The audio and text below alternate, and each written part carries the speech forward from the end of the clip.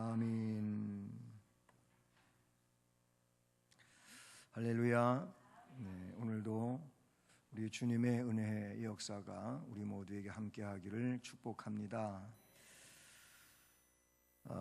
교회는 우리 주님께서 피로 값주고 세우셨다고 성경이 말씀해 주셨고 우리는 또 그렇게 믿고 있습니다. 그래서 교회는 주님의 몸이지요. 그리고 이 교회는 그 교회라고 하는 용어가 가르쳐주는 것처럼 하나님의 빼내심을 받아, 즉 불러냄을 받아서 그렇게 모인 회중 혹은 공동체가 곧 교회입니다. 그래서 모여있는 성도인 우리들이 교회입니다. 우리는 멸망으로부터 혹은 죄로부터 불러냄을 받아서 거룩한 공동체를 구성했습니다. 이 거룩한 공동체는 달리 표현해 보면은 사랑의 공동체라고 말합니다. 왜 그렇게 말하냐면은 하나님의 사랑을 입은 자들의 모임이지요. 우리는 하나님의 사랑을 받은 자들입니다. 얼마만큼의 큰 사랑을 받았느냐 하면은 하나님, 즉 성자 하나님이신 예수 그리스도께서 자신의 몸을 속죄물로 십자가에다 못 박기까지, 죽기까지 우리를 사랑하셨습니다. 그 사랑을 받은 자들이 곧 우리들이죠. 그 사랑에 의해서 공동체가 이루어져 있는 겁니다. 그런 의미에서 사랑의 공동체고, 또 그런 사랑을 받았기 때문에 우리 주님이 요한 사도를 통해서 서로 사랑하라고 했어요. 물론 주님 자신은 우리에게 십계명을 두 가지로 요약해서 말씀하실 때 하나님 사랑이 크고 첫째 되는 계명이고 둘째는 내 이웃을 내 몸과 같이 사랑하라 하셨습니다. 이것이 온 율법과 선지자의 강령이라고 말씀하셨습니다. 자, 그러니 하나님 사랑, 이웃 사랑, 이것이 곧 우리가 해야 할 일입니다. 교회인 우리가 각자가 서로 삶의 내용들 가운데서 해야 할 일이다, 그런 얘기. 그러므로 이런 사랑의 삶을 바르게 살지 못하면 그걸 우리가 깨달으면서 또한 회개하고 성령 안에서 사랑의 삶을 살아갈 수 있도록 우리는 주를 의지하고 주께 간구하는 이런 심령이 되어야 할 줄로 믿습니다. 고린도 교회는 은사가 충만한 교회였다고 하는 것을 이미 고린도전서의 말씀을 통하여 우리가 아주 여러 차례 반복하면서 들었습니다. 은사가 여러 다양한 은사가 고린도 교회에 임하였어요. 그래서 은사가 충만한 교회였어요. 근데 문제가 뭐냐면 고린도서를 보게 될 때 은사는 충만했지만은 그 은사들을 사랑으로 활용하지 못한 것이 그들의 문제점이었어요. 은사도 사랑 안에 다 들어와 있어야 됩니다. 그래서 그 은사를 이야기하다가 고린도전서 13장에서 사랑을 이야기할 때 사랑이 없으면 방언의 은사도 시끄러운 소리에 지나지 않는다고까지 표현했어요. 그 다음에 어떤 능력도 사랑으로 행하지 아니하면 그 능력이 의미가 없다고 했어요. 구제, 헌신 이런 것도 얼마나 대단한 겁니까? 그럼에도 불구하고 사랑으로 행하지 아니하면은 아무것도 아니에요. 그렇게 고린도전서 13장에서 1, 2, 3절에서 사랑을 이야기하고 그럼 사랑이 뭐냐? 그러면서 사랑은 쭉 설명해 주고 있지 않습니까? 오래 참고 무례히 행하지 않고 그렇게 남을 함부로 대하지 않고 하면서 사랑에 대해서 쭉 설명해 주고 있습니다. 근데 고린도 교회는 이 사랑으로 성도와 성도의 관계를 유지하지 못했었다고 하는 겁니다. 그런 내용이 분쟁이 그 교회에 있었을 때 그 분쟁이라고 하는 내용이 결국 사랑으로 역사하지 못했다고 하는 것을 단적으로 입증해 주고 있어요. 그래서 바울파 혹은 베드로, 즉 게바파, 아볼로파, 그리스도파, 이런 파벌이 고린도 교회에 있었고 그 파벌로서 분쟁하고 있었다는 얘기를 말씀을 해주고 있죠. 그러니까 우리가 주님이 중심이 되고 하나님이 중심이 되고 성경이 중심이 되어서, 그래서 그 교회가 주님 안에서 하나로 묶어져서 하나님의 일을 해야 될 교회가 사람을 중심으로 해서, 물론 거기 사람은 지도자지요. 지도자를 중심으로 해가지고 서로 분쟁하는 거예요. 싸우는 거예요. 이 고린도 교회가 문제로 안고 있는 그런 내용이었어요. 여러분, 교회는 항상 주님이 중심이어야 되는 줄로 믿습니다. 그래서 바울은 자기를 추종하고 그렇게 칭찬해주고 그리고 대단하다고 높여주고 하면은 기분 좋을 수 있겠지만은, 바울은 그게 교회가 아니니까 바울이 행한 말을 우리가 성경에서 찾아보게 되면은 이렇게 말했어요. 나는 씨앗을 심은 자와 같고, 그리고 아볼로는 물을 준 사람과 같다. 그러나 씨앗을 심고 물 줬다고 다 되는 게 아니고 자라나야 되는 게 진짜잖아요. 그래서 심은 자는 나고 물 준 자는 아볼로지만은 자라나게 하시는 이는 하나님이시다, 이런 말을 해요. 그러니까 이 말의 의미가 뭐냐면, 우리를 중심으로 하는 게 이게 중요한 게 아니고 하나님이 중심이 돼야 된다라는 말씀을 가르쳐주고 있는 것이죠. 교회는 어떤 지도자든지 자기를 추종하고 자기를 추앙하고 자기만을 높이도록 만드는 것은, 이건 바른 목양이 절대 아닌 것이지요. 주님을 높여야 되고 주님께 영광을 돌려야 되고 주님만을 찬양하고 경배해야 되는 겁니다. 이단이 왜 이단입니까? 오늘 말씀에도 제목으로 나타나고 있지만은, 또 뒤에 설명하겠지만은, 자기를 숭배하게 만드는 거예요. 자기를 높이게 만드는 거예요. 그거는 주님의 교회가 아니다. 그러니 그게 이단이에요. 제가 앞에 예배 서원으로 요한일서 4장 1절 이하의 말씀을 낭독을 했어요.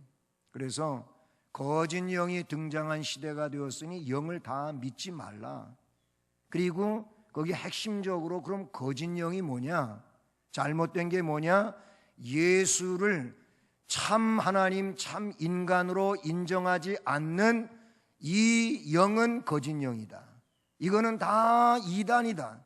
이렇게 요한일서 4장에서 말씀하고 있는 거예요. 예수님이 참 하나님이시고 참 인간이라고 그렇게 신인 양성을 믿는 자만이, 예수님만이 구세주고 하나님이시라고 하는 것을 믿는 자만이 이게 복음을 믿는 것이고 진정한 기독교의 신앙을 갖고 있는 거예요. 예수도 구원자지만, 그때 그 시대엔 예수가 구원자였지만 지금 이 시대에는 그가 구원자가 아니고 다시 하나님의 보내심을 받은 내가 구원자다. 이게 이단이라니까요. 신천지가 그래요. 예? 하나님의 교회가 그래요. 예? 근데 그거 자꾸 바뀌잖아요. 안상홍 씨가 하나님이었어요. 그런데 여러분, 진용식 목사님, 안산 상록교회 목사님이 얘기했던 그대로 재판에 고소해갖고 엄청난 금액을 가지고 고소했는데, 하나님의 교회에서, 그런데 법원에서 진용식 목사님이 말이 맞다 해서 그들이 패소했어요. 뭔 얘기 가지고 그랬냐면, 안상홍은 국수 먹다 죽었다 그랬어요. 진짜 국수 먹다가 죽었거든요. 그 얘기 가지고 하나님의 교회에서 모독했다고, 네? 그래가지고 매덕을 해가지고 재판을 했는데 패소했어요. 사실이 그거니까 죽었어요. 그러니까 그의 부인 장길자가 결국 또다시 하나님이 됐어요. 그래서 이 진용식 목사님은 하나님의 교회를 길자교회라고 그렇게 했어요. 장길자. 그래서 여자분이 이제 하나님이 돼버리고 말았어요. 여러분, 사람이 하나님 못 돼요. 어떻게 사람이 하나님이 됩니까? 그런데도 따르는 거 보면 참 또 그게 참 놀라운 거예요. 오직 예수 그리스도만이 우리들의 구세주라, 그런 얘기. 오늘 말씀 제목이 뭐예요? 사탄에게 속지 않게 하렵니다. 사탄에게 속으면 안 돼요. 여러분, 오늘 이 말씀에 본문으로 돌아와서 말씀을 보게 되면은 바울 사도는 이 고린도 교회가 전서에서 문제점을 지적하고 그것이 사랑 안에서 해결되기를 바랬지만은 해결되지 않았기 때문에 이제 고린도후서를 다시 쓰게 되고, 그 다음에 가려고 했던 계획을 고린도전서 말미에서 그렇게 이야기했었어요. 마게도냐로 가는데 고린도를 거쳐서 마게도냐로 가고 다시 마게도냐에서 예루살렘으로 가고자 할 때 이 고린도를 거쳐서 간다. 그래서 갈 때도 올 때도 그 고린도를 들리겠다고 했는데, 그런데 고린도 교회가 문제가 시정이 안 된 상황에서 가게 되면은 어떻게 맞닥뜨리면은 책벌을 해야 될 거 아니겠어요? 권징을 시행해야 될 판인데, 그러면은 오히려 또 문제가 될 것 같아서 또다시 그래도 회개할 기회를 주게 되었다. 그래서 가지를 않았어요. 좀 이따 가려고 보류한 거예요. 그런데 고린도 교회 바울을 비아냥거리는 사람들은 바울이 일구이연하는 사람이다, 경솔한 사람이다, 그러니 그가 무슨 사도냐, 이런 사도권에 대한 그런 정면 도전을 하고 사도로 인정하지 않는 부정행위가 나왔다, 그 얘기. 이런 경지에까지 간 거. 그래서 바울 사도는 내가 가지 않은 것은 너희들을 사랑하기 때문에 안 갔다, 그 말을 하고 있는 것이지요. 그 왜 그러냐? 그들에게 일정 기간을 다시 주면서 회개를 위한 조치였다, 이렇게 볼 수 있다는 것이죠. 결국 이제 회개할 기회를 주었어요. 그래서 그 기간 내에 회개하면은 감사한 일이고, 그렇지 않으면 결과적으로 권징을 시행해야 되는 이런 상황에 이르게 된 겁니다. 그래서 그런 상황에 이른 거예요. 오늘 말씀의 내용은 그런 상황이라고 볼 수가 있어요. 그런데 권징을 시행을 했는데 또 고린도 교회 교인들은, 강경한 사람들은 또 어떤 내용까지 말하게 되냐면은 그들이 잘못한 거에 비해서 권징이 너무나도 약하다, 더 세게 해라, 더 무겁게 해라, 더 강하게 해라, 그런 벌 가지고는 안 된다, 이렇게 또 강경한 사람이 있네. 사실 교회가 그렇잖아요. 그냥 뭘 어떻게 하든지 그렇게 했으면 거기에 다 순종하고 따르면 좋은데 또 그렇지 않은 상황도 생겨요. 그러니까 여러분, 교회는 대표적으로 당회든지 해서 거기에서 결정을 해갖고 어떤 것들을 처리했으면은 그냥 그렇게 순종하고 따라오면 은혜가 되는 거예요. 거기에 이의를 달면 안 돼요. 그게 교회예요. 그게 교회에 하나님께서 주신 어떤 기관적 내용이라고도 볼 수 있고 질서라고도 말할 수 있다, 그런 얘기. 어쨌든 더 무거운 징계를 주라고 요구하고 있는데, 그래서 바울 사도는 뭐라고 이야기하고 있느냐 하면은 그 죄인을 용서하고 위로하고 사랑을 해야 되지 않겠느냐라는 말씀으로 다시 나아가고 있어요. 그래서 결국 회개할 기회를 주었어요. 회개를 안 했어요. 그래서 권징을 시행했어요. 그런데 이 권징을 시행한 권징의, 즉 징계의 목적이 뭐냐면은 회개를 위한 조치로 또 우리가 봐야 된다, 그 얘기예요. 물론 권징이 지난 주일날도 또 말씀을 성찬식 때 말씀을 드렸잖아요. 그때 뭔 얘기했습니까? 권징이라고 하는 내용에 비춰봐도 성찬은 굉장히 중요한 예식이다, 이런 얘기를 했어요. 그래서 그 벌이 4가지가 있는데 그 중에 가벼운 것은 권면에서부터 시작한다 그랬어요. 그런데 세 번째 수찬정지라는 것이 있다 그랬죠. 수찬정지는 성찬에 참여하지 못하게 하는 것이라 그랬어요. 이 성찬에 참여하지 못하는 것이 그러니까 중요한 거잖아요. 벌 중에 세 번째에 강한 거예요. 마지막은 뭐예요? 그의 이름을 교족부에서 삭제시키고 그리고 교회에서 내쫓는 게 제명출교, 이것이 네 번째 마지막 벌이에요. 그러니까 그런 벌이, 네 번째 벌이 임하기 전에 벌이었다면 그게 뭐냐면 그 사람을 향한 회개의 조치, 회개를 위한 조치였다, 이렇게 볼 수가 있는 것이죠. 그러니까 권징이라고 하는 것은 그를 아예 그냥 무너지게 하고 없어지게 하고 멸망케 하라고 하는 그것이 아니고, 그렇게 해서라도 그의 영혼이 하나님 앞에 제대로 서게 하기 위해서 회개하고 그래서 올바르게 되게 하기 위하여 하는 거다라는 의미의 내용이라는 것이죠. 그 다음에 두 번째, 권징을 시행할 때도 뭐 회개를 위한 조치라고 하는 말씀 속에 다 포함이 됐겠지만은 낙심을 시키면 안 된다, 그 얘기예요. 물론 벌이 주어지면 낙심할 수 있겠지요. 기분이 나쁠 수 있겠지요. 오전 수요 예배 드리면서 그런 얘기를 했어요.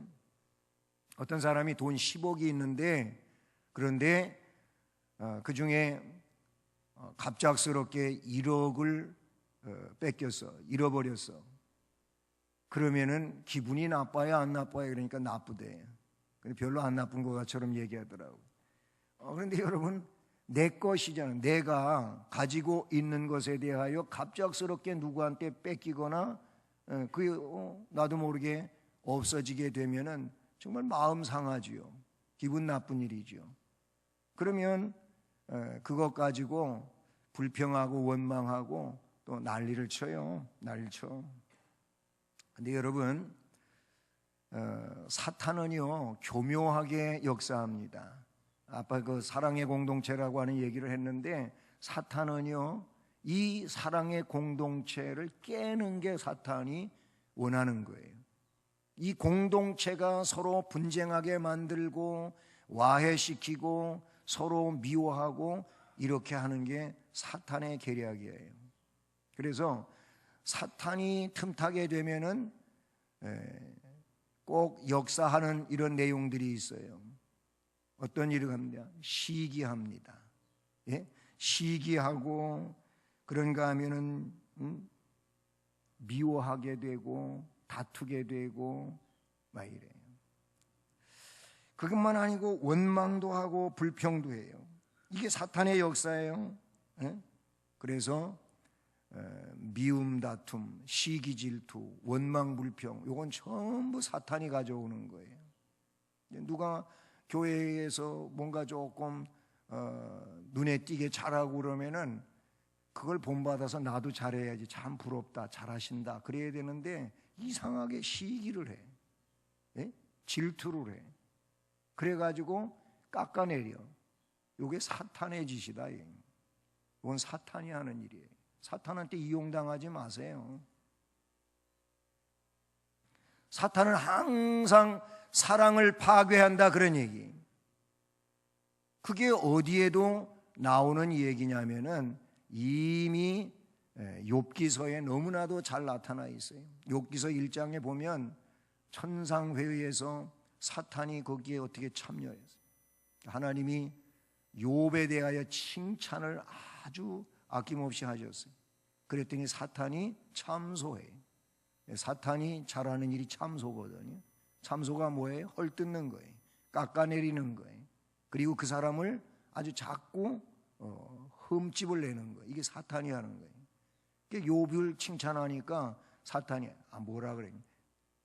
즉각 얘기를 하는데, 하나님 그거 아무것도 아닙니다. 사탄이 하는 말이 욥이 너무 부자로 살고 행복하게 살고 그러기 때문에 하나님 잘 믿는 것 같이 하지, 그에게도 재산이 없어지고 자녀가 없어지고 하면은 끝장입니다. 그래, 하나님은 아시니까 욥은 그런 사람아, 네가 가서 한번 시험해봐라. 사탄이 갔어요.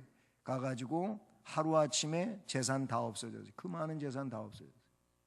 그리고 아들, 딸이 한 지붕 밑에서 태풍 때문에 집이 무너져가지고 다 압사당해 죽었어요. 얼마나 비극적인 겁니까? 근데 그런 상황에서 욥이 내가 적신으로 왔다. 내가 붉은 몸으로 이 세상에 왔다. 그리고 갈 때에도 다 가지고 가는 거 아무것도 없다. 주신 이도 하나님, 걷어가시는 이도 하나님. 그러면서 불평하고 원망하지 않았어요. 사탄에게 속지 않았어요. 사탄이 이야기하던 것 같지 않았어요. 2장에 가보니까 다시 그런 회의가 있어요. 사탄한테 했냐? 했어요. 그런데 욥이 끄떡도 안 하지? 하나님, 다 날아가긴 갔는데 아직도 문제가 있습니다. 건강이 해가 되지 않아서 건강하니까 그가 안 무너졌다는 거예요. 그래, 그러면 생명에만 손대지 말고 가서 또 한번 시험해봐라. 그래가지고 욥이 온 몸에 피부병이 생겼단 말이죠. 얼마나 가려웠는지. 집이 무너질 때 깨진 기와장, 깨진 그 질그릇 조각, 이걸 가지고 자기 피부를 긁어대는 거예요. 막 허물이 다 벗겨지고 피가 나고 그만큼의 가려움증이 욥에게 있었던 거예요. 얼마나 심했겠어요. 그것만이 아니고 위로해야 될 아내가 엄청난 이야기를 합니다. 여러분 절대 그러지 마세요. 그럴 때일수록 둘이 힘을 합해서 그 어려움을 타개해 가야 되는데, 욥의 아내는 그때 한 얘기가 하나님 욕하고 죽어라 그랬어요. 그 문장 그대로 우리 성경에 보면 하나님을 욕하고 죽어라. 이게 아내가 남편한테 할 일입니까? 지금 극한 어려움 중에 있는데. 하긴 그래, 요즘 세상에 그런 일들이 많잖아요. 돈 있고 괜찮게 살 때는 그냥 괜찮았는데 어려워지면은 못 살겠다고 이혼하고 가버리고, 이런 일이 허다해요. 그런 상황 가운데 욥이 자신의 아내한테 한 말이 뭡니까? 너 그렇게 나한테 말할 수 있어? 싸운 게 아니에요. 뭐라 그러는지 아세요? 어리석은 여자 중에 하나같이 말하지 말라. 예? 복을 주신 분도 하나님이시고 그 복을 도로 가져가시는 분도 하나님이신데 우리가 어떻게 하나님 원망할 수 있느냐, 이런 얘기를 해요. 여러분, 우리는 사탄에게 속으면 안 되는 겁니다. 회개의 기회를 주고 회개의 조치로서 그렇게 하게 되었을 때, 그때 그 당사자도 마찬가지지만 주변에 있는 사람들도 그 부분에 대하여 그가 진정 회개하고 돌이키게 되면은 그 받아야 돼. 용서하고 받아야 된다, 그 얘기예요. 그런데 그렇게 하지 않아요. 그래서 문제가 뭐냐면, 뭔 잘못으로 징계를 받거나 그렇게 되면 그 상표가 계속 꼬리표로 붙어 다니는 거예요. 뭐 심한 말로 이단에 빠졌다가 기성교회로 다시 돌아왔다 누가, 그러면 그 사람이 돌아와서 진실로 회개하고 돌아왔다고 할 때 그러면 어떻게 되겠어요? 용서하고 품어야죠. 그런데 그런 사람들을 기성교회에서 잘 품지를 못해요. 왜 그러냐면 이단에 갔던 사람인데 이단에 빠졌던 사람이 이렇게 매도해버리는 거예요. 지금의 상황으로 회개하고 교회 안에 그렇게 진실하게 소속되어 있다면 그걸 어떻게 해요? 용납하고 사랑으로 받아서 한 가족이 될 수 있게 해야 되는데 그렇지를 않아요. 그러니까 그런 사람들은 이 교회에서 저 교회로 몇 교회 전전근간 도로 이단으로 가버리는 거예요. 물론 그렇지 않은 경우에 기성교회에 대하여 자기의 어떤 느껴보고자 하는 것을 못 느끼니까 도로 이단으로 간다고 하는 그런 내용도 말할 수 있겠지만은 따뜻하지 못해서 품어주지를 않아서 그런 경우도 생긴다, 그런 얘기죠. 어쨌든 징계의 목적은, 이 권징의 목적은 회개를 위한 조치이고, 그리고 그가 영원히 끝까지 낙심하지 않도록 하기 위해서 그렇게 하는 건데, 회개하고 즉 고치면 용서하고 받아야 되는 줄로 믿습니다. 8절을 보면 오늘 말씀에 이렇게 얘기해요. 그러므로 너희를 권하노니 사랑을 그들에게 나타내라.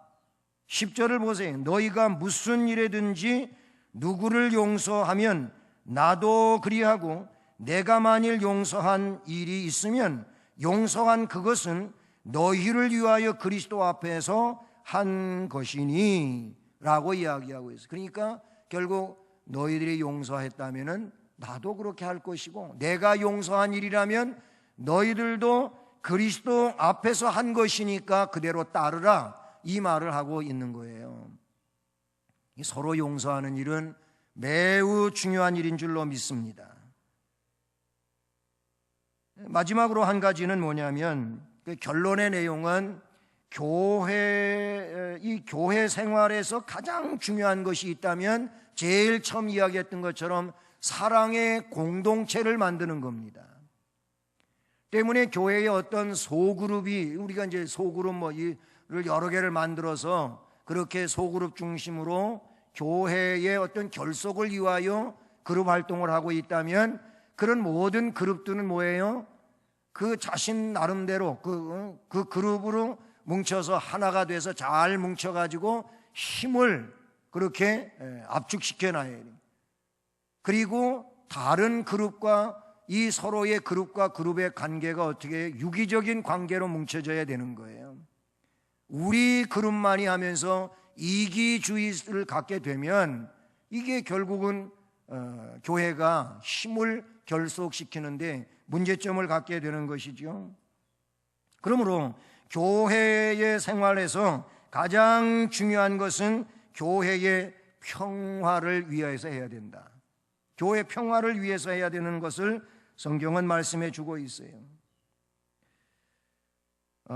여러분, 우리가 세례를 베풀면서 세례 문답을 합니다. 여기 이제 하나님 앞에 맹세한다, 그 얘기예요.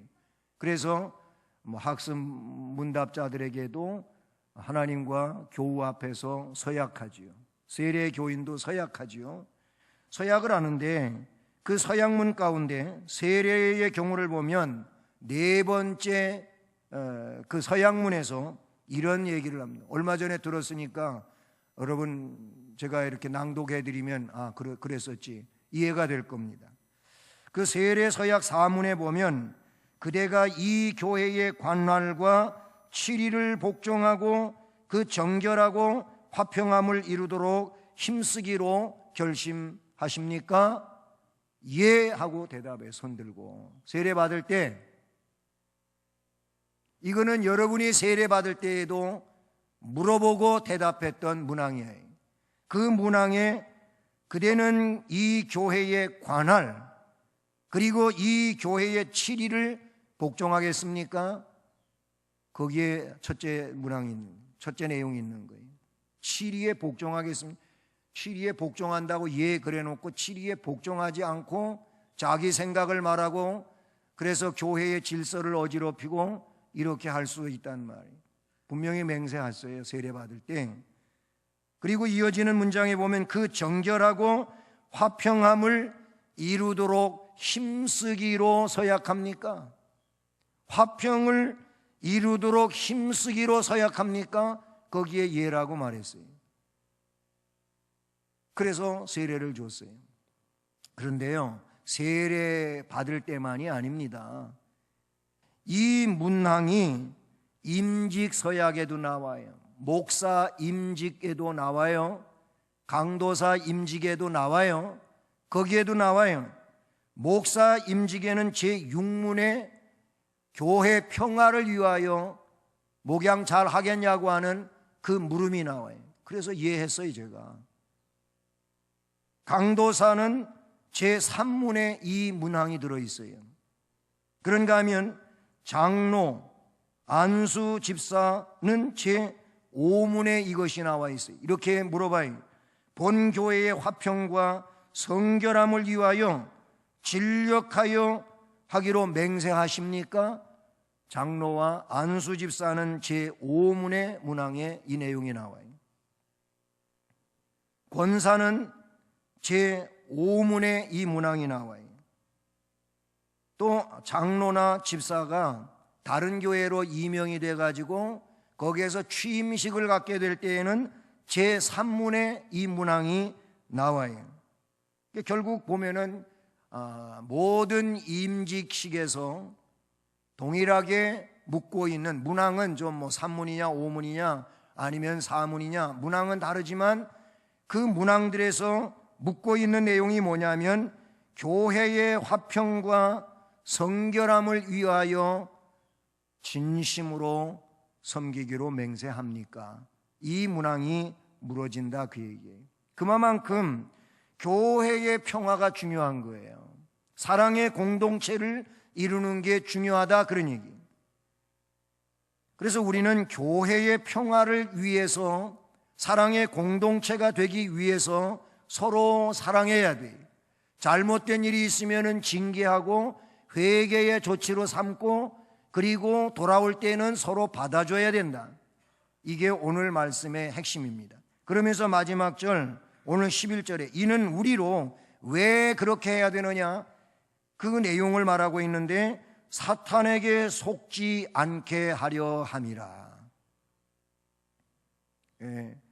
잘못하고 있는 것 징계 안 하는 것도 사탄에게 속는 거고, 징계했는데 회개 안 하는 것도 사탄에게 속는 거고, 그리고 돌아왔는데 용납 안 하는 것도 사탄에게 속는 거고, 이게 모든 게 다 사탄한테 속는 거예요. 사탄은 아까 그랬잖아요. 욥기서 가지고 말씀할 때 참소한다 그랬어요. 깎아내린다 그랬어요. 헐뜯는다 그랬어요. 자꾸 그 사람을 바르지 않은 사람으로 그렇게 함부로 대한다는 거지. 사탄은 그렇게 만드는 거예요. 그래가지고 서로 사랑하지 못하게 하고, 그래서 와해시키고 서로 대적하게 만들고 그렇게 한다는 것이죠.